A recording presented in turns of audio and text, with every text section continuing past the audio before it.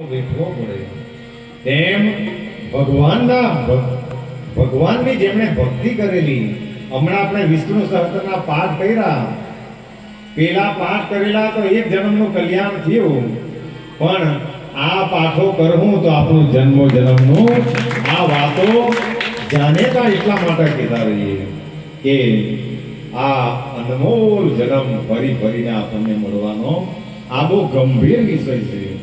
પણ માયાની અંદર રાજેલા માણસો જ્યાં સુધી શરીરની અંદર જુવાની છે ત્યાં સુધી મારું તારું લડાઈ ઝઘડા વ્યસનો કરીને જીવન બરબાદ કરી રહેલા છે. એટલે સાંઈ બાબા જેવા સદગુરુ આપણને મળે તો આપણને બધાને જગાડે કે ઉઠો, જાગો અને મળેલા જીવનને એ લક્ષ્યને પ્રાપ્ત કરી લેવું. અને સ્વામી વિવેકાનંદ જેવા એટલા માટે કે ઉઠો, જાગો અને જ્યાં સુધી લક્ષ્ય પ્રાપ્ત નહીં થાય ત્યાં સુધી મંડ્યા જ રહેવું, ત્યાં સુધી હંમેશા પ્રયાસ કર્યા જ કરવાના. અને પ્રયાસ કેવા કરવાના? જો ભગવાનના ધ્યાનની ને જ્યાં પ્રયાસની વાત આવે તો ગમે એટલો ભણેલો માણસ પણ એકવાર પૈસાની નોટ ગણવા બેહે અને કદાચ એકવાર જો મિસ્ટેક થઈ જાય તો એ 5 વાર પણ ગણે, કારણ કે એને એમાં રસ છે, એમાં એને ઇન્ટરેસ્ટ છે. તો કાળજી એટલી બધી માણસે રાખવાની, પણ એની જગ્યાએ કદાચ માણસ 5 માળાની ફેરવે. એ 100 ના બંડલ હોય એ 500 ના કે 100 ના, પણ એક મિસ્ટેક થઈ એટલે 4-5 વાર એને ગણી જોઈ. પણ માળામાં ગમે એટલી મિસ્ટેક થાય તેના પ્રત્યે કોઈને ઇન્ટરેસ્ટ નથી. અને આ મૂડી તો પૂરી થઈ જવાની છે, પણ આ મૂડી કોઈ પણ દિવસ પૂરી થતી નથી. એટલે આવા સાંઈ બાબા જેવા સમર્થો, આવા સદગુરુઓ આપણને જાગૃત કરવા માટે અવતાર ધારણ કરતા હોય. અને આવા સમર્થોનું આપણને સાનિધ્ય પ્રાપ્ત થયું.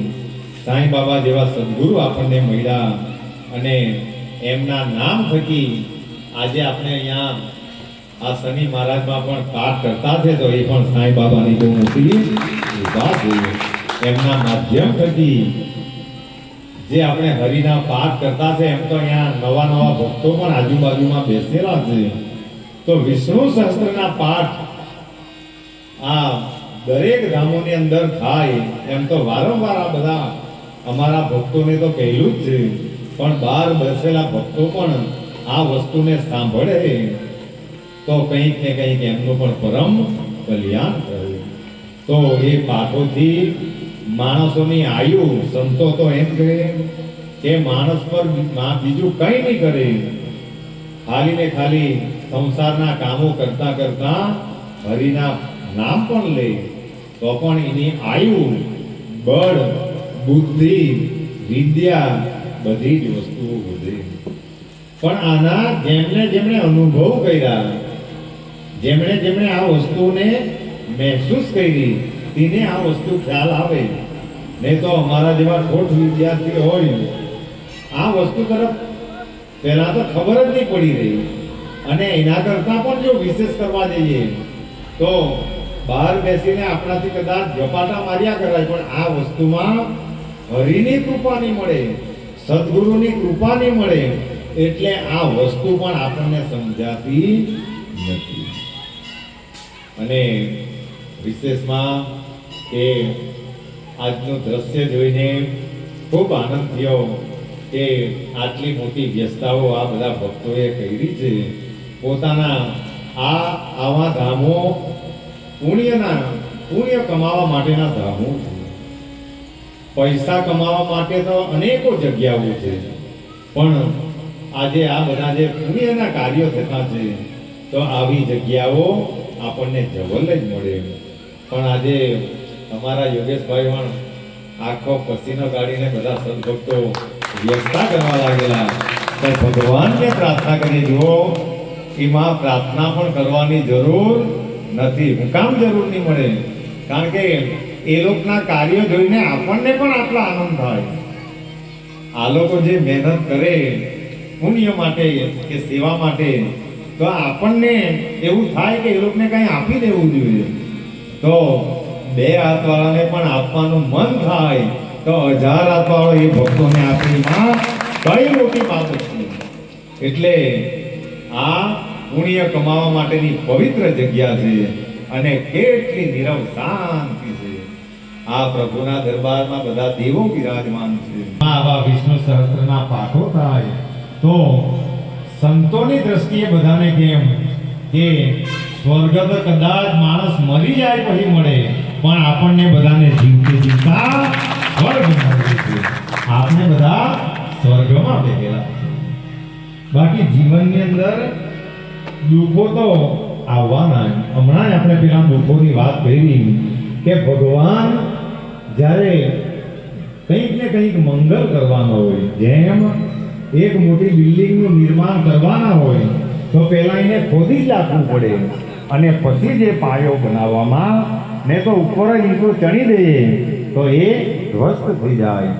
એટલે ભક્તોને મજબૂત બનાવવા માટે ભગવાન ભક્તોને, ભગવાન તો નહીં આપે, એમના કર્મ થકી જ દુઃખ મળે, પણ એ દુઃખમાં સુખ સમાયેલું હોય.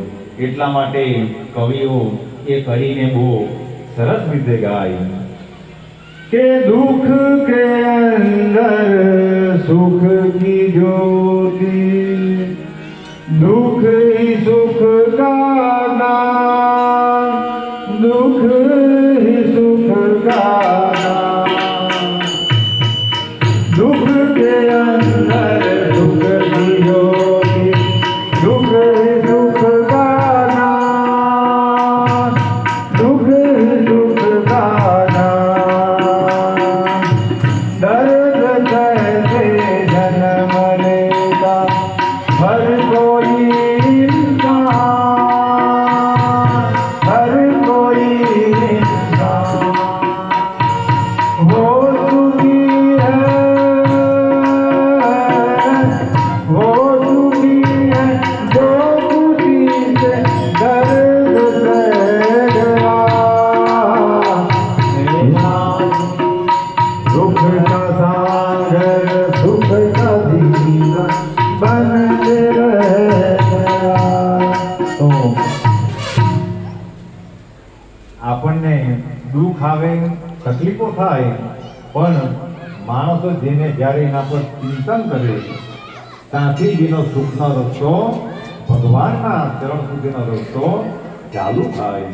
એટલે દુઃખોથી કોઈ પણ દિવસ, કારણ કે એક કુંતા માતા એવી હતી કે એમણે સામેથી ભગવાન પર દુઃખ માંગેલું. અને આપણે બધા આજે શાયદ 5-10 હજાર માણસની રસોઈ અહીંયા બનેલી હશે, પણ જે તે ધામોમાં, જે તે જગ્યાઓએ 90% માણસો ભગવાન પર માયા માંગવા માટે જાય કે ભગવાન તું મને આ આપજે, તું મને તે આપજે. એ માયાવી વસ્તુઓ ભગવાન પર માંગે એટલે ભગવાન દયાળુ છે એટલે આપી જ દે. માયાવી વસ્તુને ભગવાન તરત આપી દેતા હોય, પણ આ વસ્તુથી શું થાય કે ભક્તિથી દૂર થઈ જાય. માણસો પછી ભક્તિથી દૂર થઈ જાય, કારણ કે એ માયામાં પડી જાય. પછીથી માણસો ભક્તિ કરી શકતા નથી, કારણ કે એ સંસારની જાળમાં ફસે. એટલે એમ તો સંસારમાં રહીને જ ભક્તિ કરેલી ઉત્તમ, પણ સંસારના દુઃખો એવા છે કે માણસોને ભક્તિ પણ કરવા દેતા નથી. પણ આપણા પર સદગુરુએ કૃપા કરી તો આપણે બધા સંસાર પણ ભોગવતા છે, ભક્તિ પણ કરતા છે. આપણને બધાને ભૂખ પણ લાગતી છે, આપણને બધાને ઊંઘ પણ આવતી છે, અને ભગવાને વિશેષ કૃપા આપણા પર કરેલી તો આપણે લગભગ ભારતના બધા જ ધામોમાં દર્શન પણ આપણને મોકલાવે. કેટલી ભગવાને આપણા પર કૃપાઓ કરેલી છે. એટલે ભગવાનને પ્રાર્થના કરીએ કે હે પરમાત્મા, હે સદગુરુ રાયા, તમારી કૃપા થાય તો ખાલી ભાગ્ય પણ ભરાઈ જાય.